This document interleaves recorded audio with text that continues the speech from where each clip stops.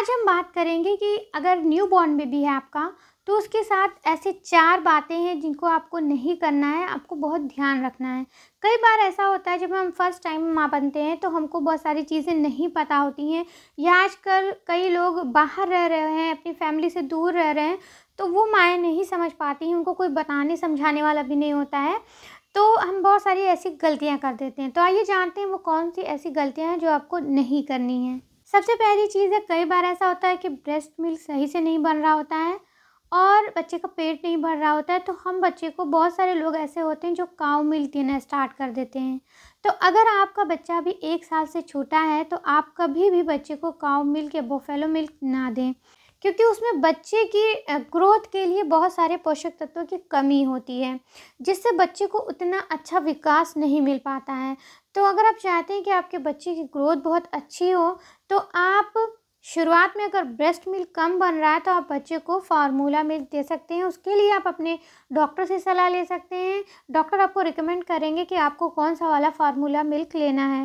वैसे नेस्टोजेन है, लैक्टोजेन है और भी कई तरह के प्रोडक्ट मार्केट में आते हैं जो आप अपने बच्चे को दे सकते हैं। दूसरी चीज़ है, आपको ये गलती नहीं करनी कि 6 महीने से पहले आपको अपने बच्चे को पानी नहीं देना चाहिए, क्योंकि बच्चा सिर्फ़ और सिर्फ दूध पे डिपेंड है और दूध जब आप बच्चे को पिला रही हैं, अगर आप ब्रेस्ट मिल्क पिला रही हैं तो बच्चे को फोर मिल्क मिलता है। जब आप दूध पिलाती हैं तो पहले फोर मिल्क आता है, थोड़ी देर तक जब आप लगातार पिलाती हैं तब हाइड मिल्क आता है। तो बच्चे को पानी की कमी, बच्चे को फैट, मिनरल, विटामिन सब मिल रहा है, तो इसलिए पानी की कमी नहीं होगी। आप 6 महीने से पहले बच्चे को पानी ना पिलाएं, उसको सिर्फ़ और सिर्फ दूध ही पिलाएं। फार्मूला मिल्क पीता है तब भी आप बॉयल किए हुए पानी में उसका फार्मूला मिल्क तैयार कर रही हैं, तो पानी बच्चे को पहुंच रहा है, आप खाली अलग से पानी बच्चे को ना दें। और कई बार बहुत सारे लोग सलाह देते हैं कि बच्चे को शहद चटाओ, शहद चटाने से बच्चा मोटा होगा। मेरी बच्ची हुई थी तो मुझे भी कई सारे लोगों ने सलाह दी थी कि शहद चटाने से बच्चा मोटा होता है। वैसे मैंने तो चटाया नहीं, लेकिन बहुत सारे लोगों को मैंने देखा भी है। तो ये गलती आप मत करना, 1 साल से पहले बच्चे को शहद मत देना, जिससे आपके बेबी को बोटुलिज्म नामक एक गंभीर बीमारी हो सकती है। तो इसलिए 1 साल से पहले आप बच्चे को शहद ना दें। इसमें कई तरह के बैक्टीरिया हो सकते हैं जो आपके बच्चे को नुकसान पहुंचा सकते हैं। 1 साल के बाद आप बच्चे को थोड़ा थोड़ा शहद देना स्टार्ट कर सकते हैं। और एक और चीज़ है, कॉमन है, बहुत सारे माएँ इसको कर देती हैं, या कई बार ऐसा होता है कि हमारे घर में अगर कोई बूढ़े बुजुर्ग हैं या आसपास के लोग भी ये सलाह देते हैं कि बच्चे के नाक कान में तेल डालना, तो बच्चे के नाक और कान में तेल नहीं डालना चाहिए।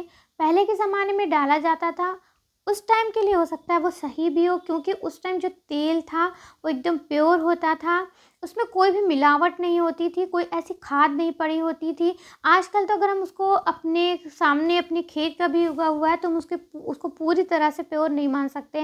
उसमें बहुत सारी ऐसी चीज़ें, ऐसी खाद डाल के उसको तैयार किया जाता है, और मार्केट वाला तो बिल्कुल भी सेफ़ हम नहीं कह सकते हैं। तो इसलिए बच्चे के कान या नाक में तेल आप ना डालें, वो बच्चे के सेहत के लिए अच्छा नहीं होगा और इससे बच्चे के कान में इन्फेक्शन भी हो सकता है। तो इससे आप दूर रहें, बच्चे के नाक कान में तेल कभी ना डालें।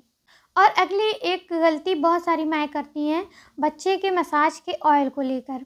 जब बेबी होता है तो हम बच्चे के लिए मसाज ऑयल मंगाते हैं या अपने डॉक्टर से पूछते हैं, तो डॉक्टर जैसा मौसम चल रहा है उस हिसाब से तेल रिकमेंड कर सकते हैं। लेकिन जब मौसम चेंज होता है तो हो सकता है वो ऑयल आपके बच्चे को ना सूट करे।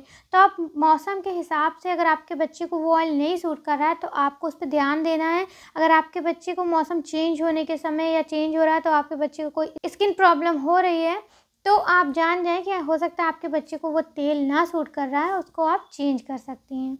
उम्मीद करती हूँ छोटी सी वीडियो अच्छी लगी होगी। वीडियो पसंद आई हो तो उसको लाइक और शेयर ज़रूर करें।